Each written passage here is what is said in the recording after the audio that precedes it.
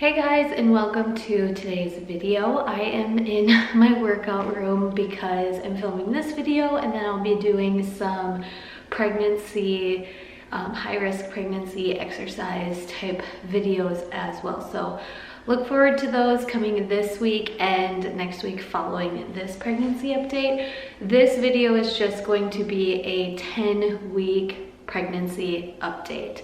I know the last video was just a bunch of random clips, but I wanted to just sit down and get you guys up to date because I am currently in between 10 and 11 weeks. So like 10 weeks and some days, which is really funny. People say that with your second pregnancy, it goes by so much faster. You're not like, you know, each week by week, you're not as like into checking your apps and everything like that because you have another child that you're taking care of. And they're absolutely right. Like, this pregnancy seems to be flying by. And like, you know, if you think of a full-term pregnancy, I'm a quarter of the way through of like 40 weeks pregnant.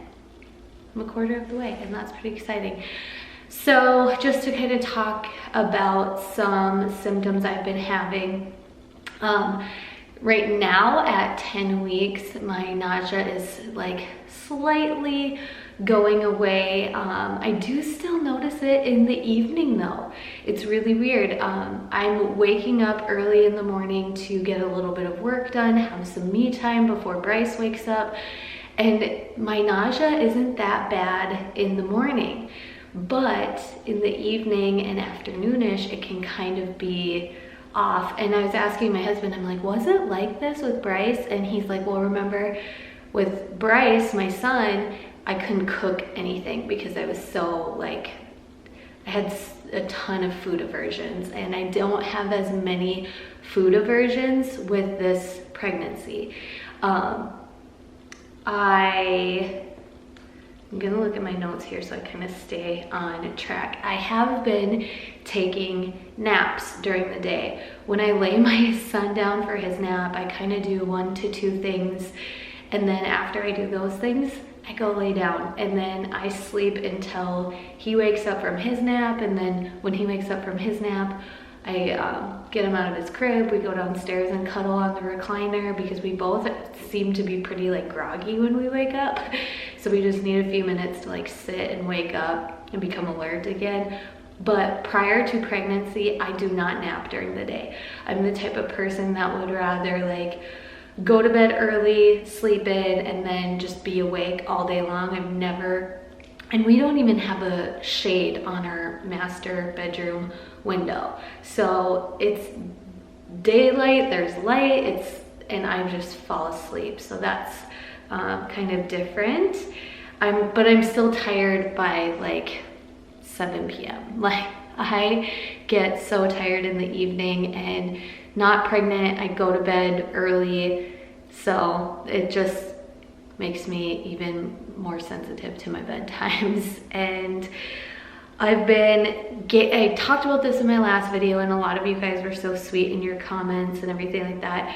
My weight gain has started to slow down a little bit. So I talked about how, you know, I really have gained about 9 pounds in 10 weeks. And it was like 10 pounds in 10 weeks, but I just weighed myself today and I'm up 9 pounds, which it was weird. It's like my body just knew what to do when I was pregnant. Like the second I knew I was pregnant, like my uterus was like, move over organs. I know what I'm doing. So like, I just felt like my organs moved up so my uterus could just start doing what it needs to do.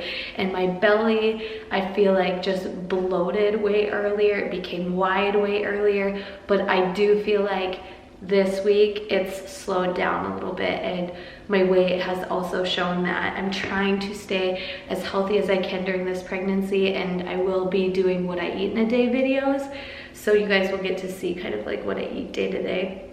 I've been very emotional, and I think that's super normal during the first trimester, and also when you're high risk. I have been super, super emotional, scared, nervous. I've had a few mornings where I've woken up with just deep anxiety, and I did have to reach out to a few professionals. My counselor is virtual, so we do have a couple Skype type meetings, and just talking with her makes me feel so much better.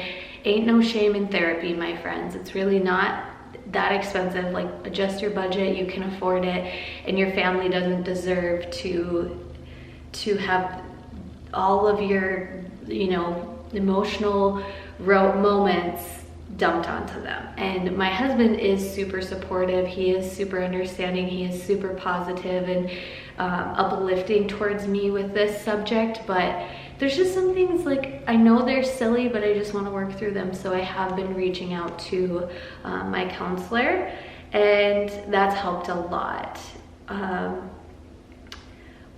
For workouts, I have been doing workouts about 3 days a week. One is a first trimester pregnancy specific yoga. The second is a first trimester total body. And then the second one, I kind of just make up on my own using different bands and weights and things like that. So 2 are guided, 1 I kind of just do on my own. And then another one I want to start doing is like a country line dancing workout that I have, just for some cardio. So when it comes to working out right now, if you put it on a scale of 1 to 10, like 10 being you're pushing yourself, 1 being like it's very like nonchalant, I'm probably working out at a 5. I'm not lifting super, super heavy. If it's my doctor did clear me for lower body weight stuff, and with dumbbells, very lightweight. So I will have some pregnancy related workouts, but I do understand that there's a lot of women who have incompetent cervix or are high risk, and they're just way too afraid to work out. And I understand, and I think to each their own. Some of the girls in my incontinent cervix group are like, you're nuts. Like, I wouldn't risk it. I don't trust my body. But for me, with working out very intensely prior to pregnancy, I think my body would kind of be like, what? There's no activity, and it's very light, you guys. Like, you'll see in the videos, it's very light.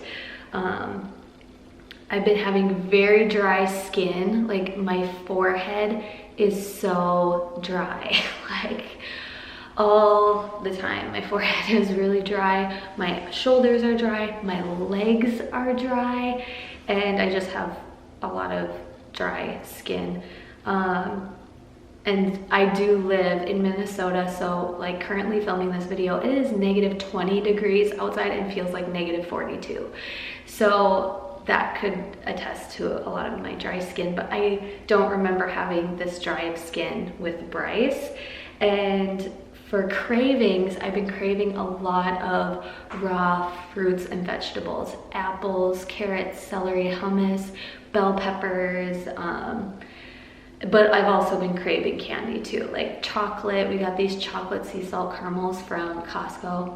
I cannot keep myself away from them. So I do have, like, I am eating healthy, but I'm also probably treating more than I need to, because I don't know. Sometimes when I'm just like, I need something to eat now, and that's what's so weird for me in pregnancy. Like, when I'm not pregnant, I prefer to eat larger meals. And so I'll eat a large breakfast, not be hungry for a long time, and then be like, oh, it's like between lunch and dinner, I should have something else. And then I have something else that's big. So I can eat, you know, 2 to 3 big meals and feel that's how my body prefers to eat intermittent fasting. I have a ton of videos on intermittent fasting, but when I'm pregnant, I have a video on that, I'll link below. I do not intermittent fast during pregnancy. I listen to my body, more intuitive eating. And a lot of times it's like every 2 hours, like, you're getting nauseous, you need to have something to eat, or you're just not feeling right, you need to have something to eat. But cravings, I mean, we did go to a place last night for dinner that was build your own pizza. And that was amazing to me. You get your own personal pizza. I think they're becoming super popular now. It's just where we live, that stuff takes a while to get to us, but you like go through like, what sauce do you want? What toppings do you want? What meats do you want? And that to me was the bomb, because usually when my husband and I go out for pizza, he's like a plain pepperoni kind of guy, but I like a lot more flavor on my pizza. So I really enjoyed that pizza last night, and I do have leftovers in the fridge, and I'm totally thinking about them right now. So to update just a little bit on my high risk situation. I don't know if I've updated this all, so sorry if I'm repeating myself, but I have had 2 ultrasounds. One was with an ultrasound tech where it was my first one. They checked the baby, they checked my ovaries, they checked my uterus, they checked my cervix, they checked everything. And then I did have a meeting with my doctor, and at that point I was 8 weeks, so she just rolled in their kind of more portable ultrasound machine so she could see a heartbeat instead of trying to find it with a Doppler, which would have been impossible, I think, because I was so early. So I have seen the baby twice, seen the baby's heartbeat twice. My cervix is at a 3.7. My doctor is so positive. Even in my last pregnancy, when I was going through scary stuff, she did her best to inform me, educate me, tell me what I needed to know as her patient, but also keep me positive 1 week at a time.